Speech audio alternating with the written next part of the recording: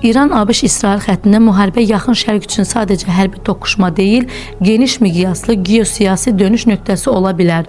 Onsuz da qeyri-sabit olan regionda belə bir qarşıdurma güc balansını, enerji bazalarını və siyasi ittifaqları köklü şəkildə dəyişdirə bilər.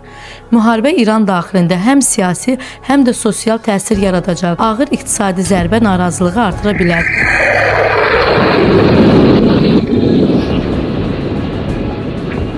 Ən real ssenari tam qələbədən çox qarşılıqlı zəifləmə və sonradan məcburi diplomatik mərhələyə keçid kimi görünür.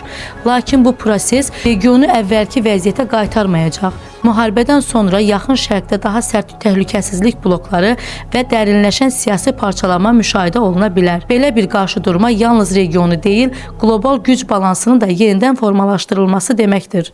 İrandan nə gözləmək olar? Balaca ölkə deyil, böyük ölkə deyil.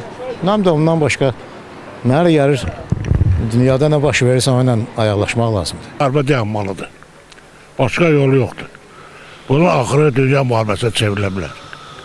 Bu da bütün dünya ölkələrə ziyandır. O cümlədən bizə də.